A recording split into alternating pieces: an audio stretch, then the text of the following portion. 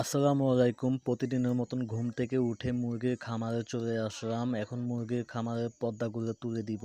তো বর্তমানে আবহাওয়াটা বেশি একটা ভালো না, কতক্ষণ ঠান্ডা কতক্ষণ গরম এভাবে মিলেই আছে। এই আবহাওয়াটা মুরগির জন্য খুবই খারাপ। তো ঘরের পর্দা তোলা মোটামুটি প্রায় শেষ। তো তাদেরকে এখন ঘর থেকে বের করে দিব। বের করে দেওয়ার পর প্রথমে তাদেরকে পানি দিব, কারণ রাতে তারা যে খাবারগুলো খায় সেই খাবারগুলো অনেক সময় গলায় আটকে থাকে। কারণ সকালবেলা যদি পানিটা তাদেরকে প্রথমে দেই, তাহলে পানি খাওয়ার সাথে সাথে তাদের গলাটা মোটামুটি ক্লিয়ার হয়ে যায়। মাশাআল্লাহ, মুরগিগুলোর পানি খাওয়া প্রায় শেষ। এখন মুরগিগুলো ঘরে ঢুকিয়ে দিব।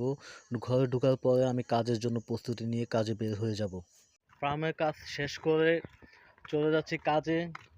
শুধু ফার্ম দিয়ে তো আর পেট চলে না, মানে কাজও করতে হয়। তো মনে করেন যে ঢেরির কাজ আছে, তারপর রাজের কাজ আছে। গ্রামে এইসব কাজগুলি প্রচলিত, এগুলোই চলে সবসময়। তো এই কাজগুলো করতে হয়। তারপর পাশাপাশি তো দেখালাম আপনাদেরকে ফার্ম, ওইটার কাজও করতেছি। দোয়া করবেন।